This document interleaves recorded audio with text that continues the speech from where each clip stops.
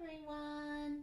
Hello. There's a lot of sun coming into my face right now. How are you doing?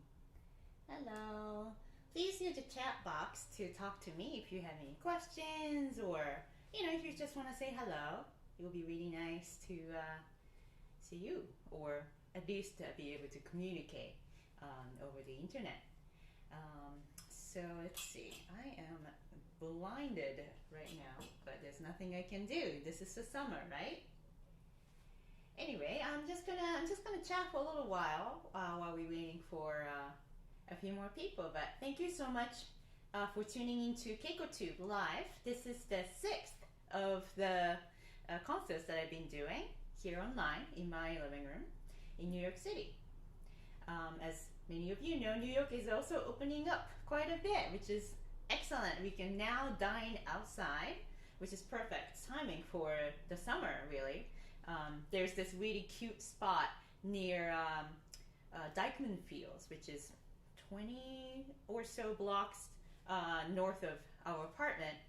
And I don't know if it's actually open yet, but there's a cute little spot called the La Marina, and they just have this beautiful basically open space that looks onto the Hudson River, and you can have a little lobster roll or hamburgers, whatever, and they have really nice cocktails. I think their sangria is supposed to be, I remember it being really good, so hopefully they will be open, and maybe we can go there, or as in my husband and I. So anyway, I'm getting some comments, woohoo, I'm gonna read them. Let's see. Coco, hi! Hello from Japan. We are watching on TV and phone. Oh, very good. No audio. There's no audio? Uh-oh. Give me 1 second. That is odd. Yoko-san, can you hear me?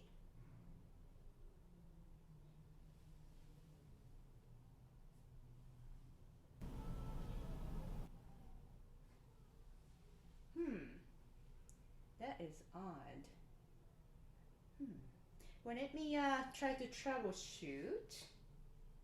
Let's see. My computer seems to hear me. Not sure exactly. Okay, so Uncle George, it might be on your end. Did you accidentally mute me or mute the computer? Oh, hi Mary. Hi. Okay, Dave, can you go? Excellent, excellent. All right, so I'm just gonna wait a little bit more until I get, I can hear you from Uncle George. It's working. Thank you. Yeah, thank you. And hopefully by the time we start, this light wouldn't be so blinding. Anyway, so I'm gonna start talking about the piece. Here, if I stood here, right here, it's a little better. Today I'm going to be playing the 3rd solo sonata by Johann Sebastian Bach. I have been playing basically all of his solo violin sonatas and partitas for the past 2 months now. Is that right? Yeah, something like that. And today marks, well, basically the halfway point, because I have played the A minor sonata, I played the E major partita, and I played the B minor partita in the past. So today I'm gonna play the 3rd sonata, which is in C major, which is a beautiful key. It's very simple. It's very good-hearted, And this sonata is in a traditional German form, where you start with the slow movement, and then you have the fast movement, slow, fast. Very simple. Nothing really super unique about it. But the cool thing about this sonata is that the 2nd movement is a fugue. Now, all of the Johann Sebastian Bach solo sonatas actually come with fugues, usually in the 2nd movement. And that is basically the main course of the piece. And this particular sonata has the longest fugue of all 3. In fact, this fugue is so long that it's actually the 2nd longest movement of the entire Bach solo violin repertoire. the longest, of course, is the Chacon, which you will hear in the end of August. So don't forget to tune in for that one. That's going to be the 28th-ish. I haven't checked the calendar, but that's going to be the last Friday evening of August in New York and Saturday morning in Japan. And yeah, let me talk a little bit more about this fugue, because that really is the main course.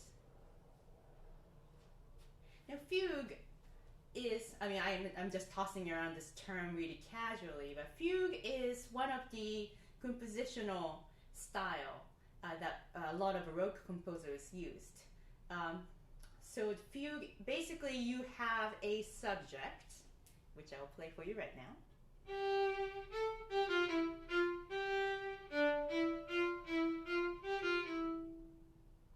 And what happens is that there will be a few more voices added to it, as if there's another person or a few other people coming into the room with their parts.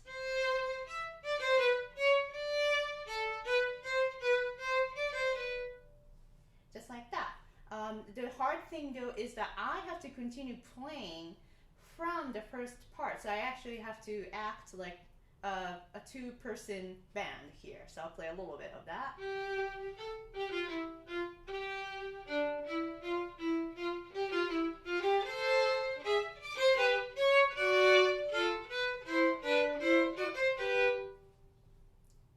So as you see, what was my second subject came in. My first subject became the counter melody or the accompaniment.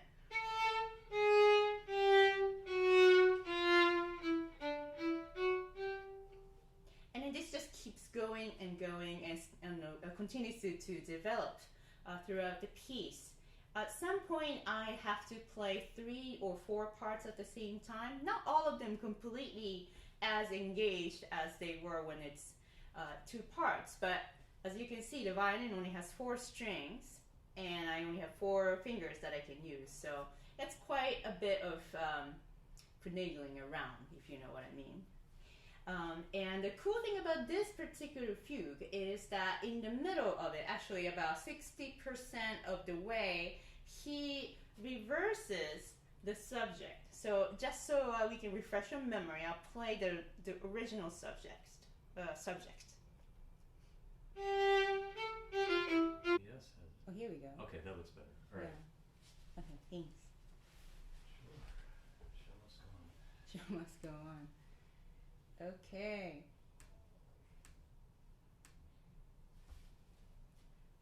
Please send me a text when you're hearing this. It must mean that I must have come back. Yeah, hopefully. I'm so sorry, guys. I don't know what happened. My camera is acting up today. Hopefully it won't happen though. Boop beep, boop beep, boop beep. No audio. You can see and hear me. Okay, how about, I'm just gonna keep going. I'm gonna wait for 2 more people to say, give me a go. Working, yes, excellent, excellent. I need 1 more person. 1 more person, please. Oh my goodness.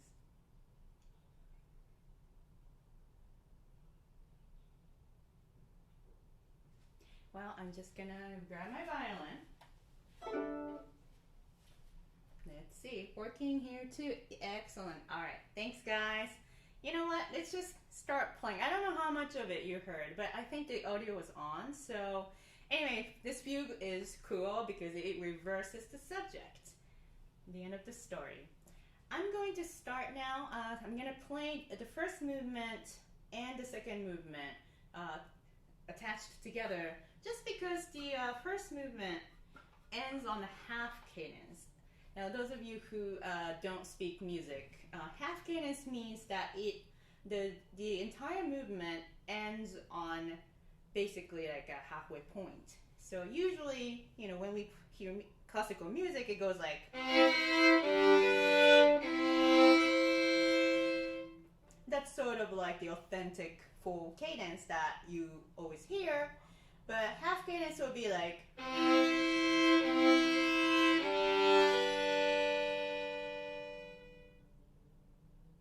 kind of keeps you wondering what's going to happen next. So, which is why I want to play the first movement to second movement attacca.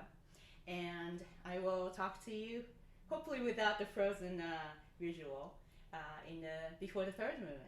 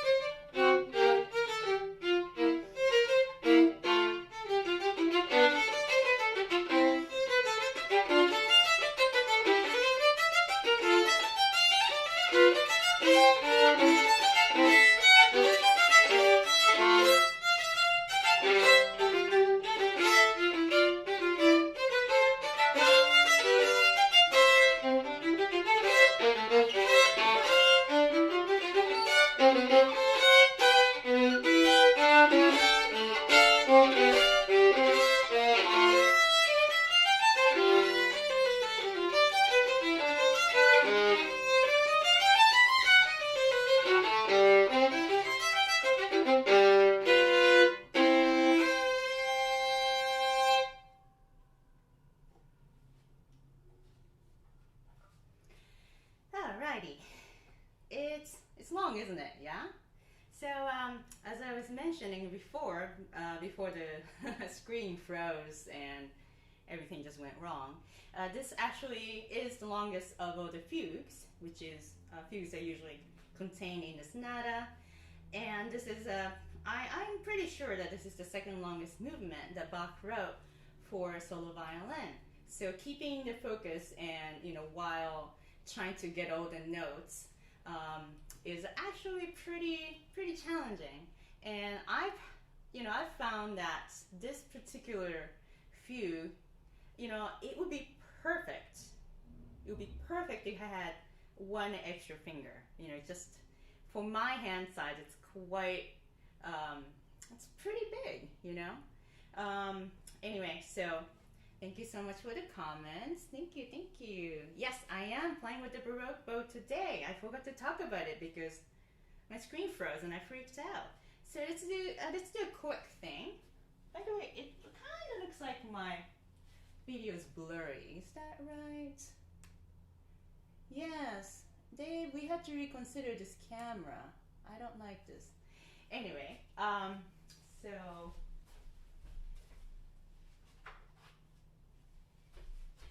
So, as Mary pointed out, this is the Baroque bow that I am playing with, which is, it's obviously very difficult to show you the difference on screen, but it's much shorter, and the amount of hair that the bow has is about half.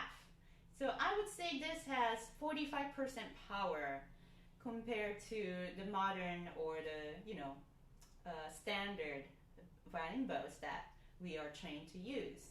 And there are great things and bad things, of course. The great things is that because it's so light, I can get away with, jumping around pretty easily. The bad thing is because it doesn't have more than half of the hair, I am, occasionally I'll be playing a long note and then I kind of miscalculate how much I should save, and then boom, I'm done with the bow. So it's a little hard and it's not as powerful. But it didn't matter back then because they weren't playing for 3,000 people, and they were just mostly playing in churches and courts. So, anyways, let's go back to the streaming. Oh, a few more comments. Thank you very much. Thank you. Fujishima-san, ありがとうございます. Thank you. Hey, Emily. You're so nice to tune in. I think Emily is my best friend. But she's like the only musician who actually tunes into my YouTube live, which I think it's really sweet. Thank you. Love you. And let's see. Nagisa Kushikawa. Nagisa, ありがとうございます. Thank you so much for watching. Fujishima-sanも. Fujishima-san is my neighbor, actually, my parents' neighbor. And she's basically heard everything from the days I was playing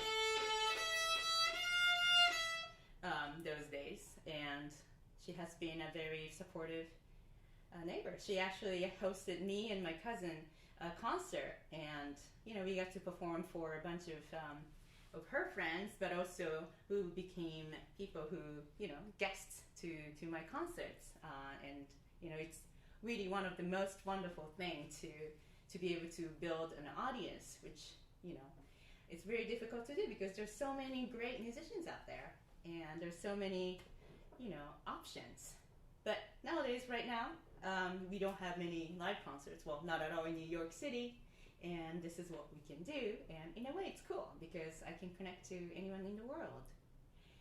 Anyway, yes, let's go to the next movement. The third movement, since we came slow fast, we're going to be playing a slow movement. This is Largo. It doesn't really have any special episode behind this movement compositionally, but this movement actually is really special to me personally because I had this movement played by a wonderful guitarist, Colin Davin, at my wedding.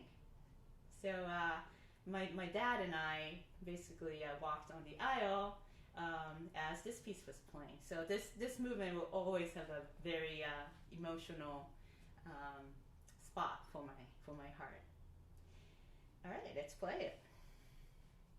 It's still blurry, isn't it?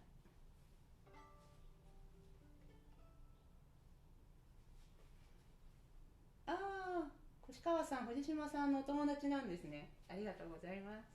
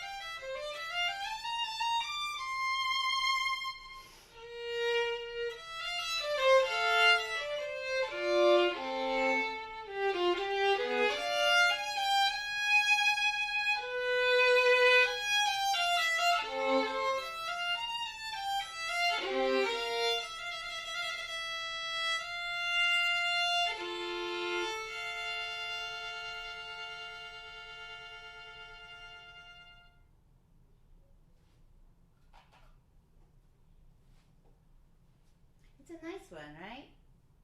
Yeah, I somehow stumbled upon this largo movement when I was first year in college at Juilliard, and I just fell in love with it.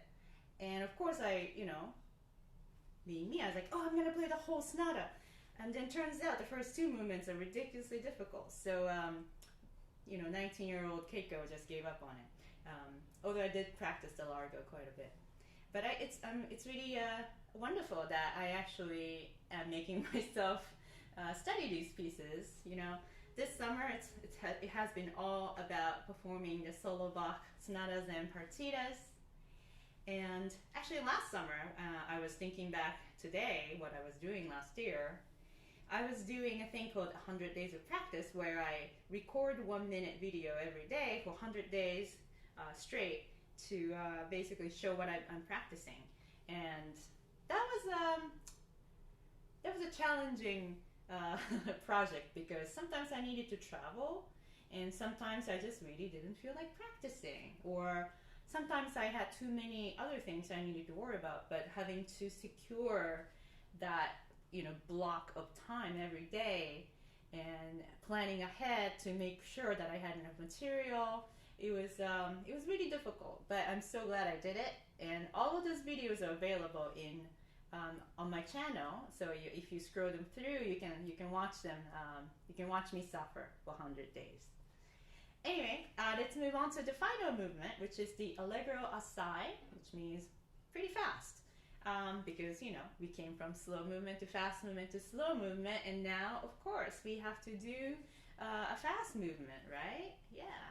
And this one, again, there's no, interesting episode or anything, but it's just a delightful, fun, quick movement. So I hope you enjoy, and I'm going to read a few more comments. Thank you, Mary. You're so supportive. Many of my friends are enjoying your violin. Thank you, Fujishima-san. Arigatou gozaimasu. Such a simple but eloquent movement. Yes, I love it. Yeah, it's so good. Anyway, so here comes the Allegro assai, the final movement of the C major sonata by Johann Sebastian Bach. I will be doing another show in 3 weeks featuring the G minor sonata. So that's the first of the violin sonatas, and that one also has a delightful fugue in it. So please mark your calendar, or you can subscribe to my channel so you can get a notification. Actually, I already created the event, so you probably won't get it. But you can mark your calendar and tune back in 3 weeks. And in case you have to go, thank you so much for tuning in today. It's nice to have you.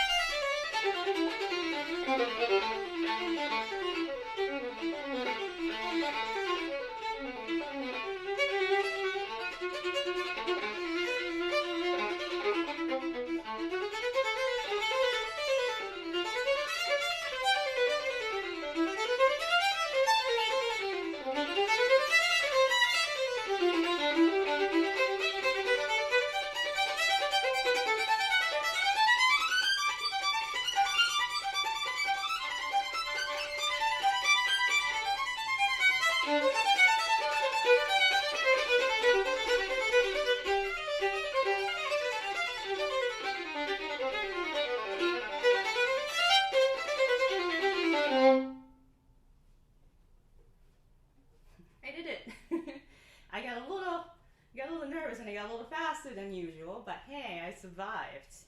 Thank you so much for tuning in to KeikoTube Live, the 6th show. By the way, the word 6th, that's just really hard to say, isn't it?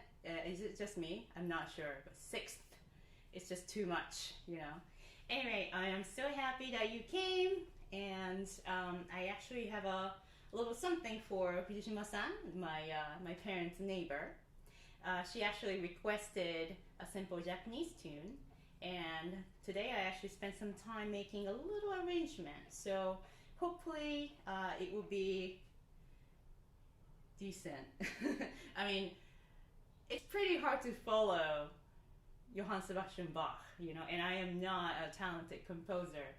But I'm just gonna play a tiny little tune for Fujishima-san, and if you would like to stay, if all of you, if you like to stay, it's just gonna take a minute. This is a song called Akatombo. I think that is what it is. I didn't Google it, but I think this is Akatombo, which means red dragonfly. And I made a little arrangement for myself.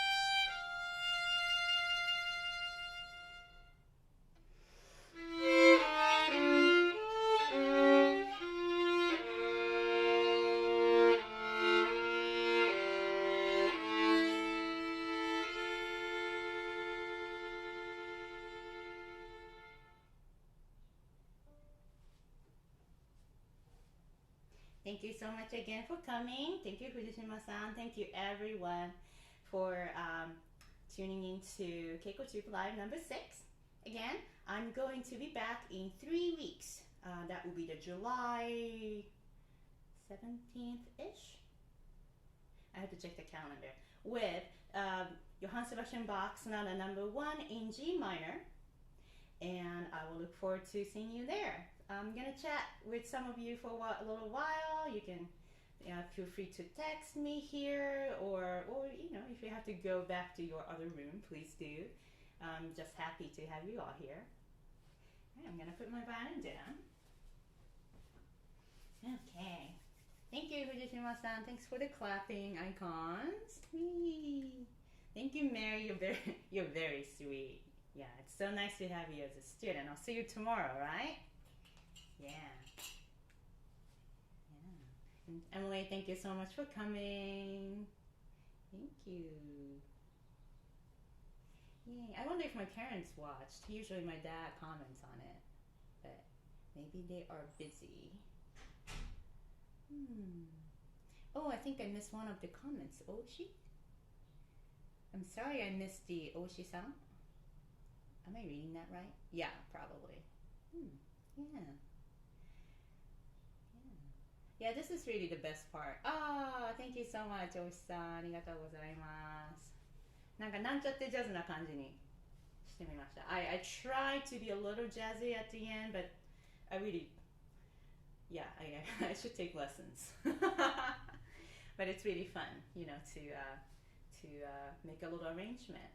I used to do that a lot with the quartet I used to belong to, but yeah, it's hard to make the time, you know, when you're busy with practicing and, you know, household things and drawing cartoons. Well, it really doesn't sound like I'm doing anything important, but I am, at least to myself. Anyway, thank you so much. All right, so I guess I'm just gonna wrap it up. Thank you. I'll see you again in 3 weeks. Or tonight if you live in Japan. Bye!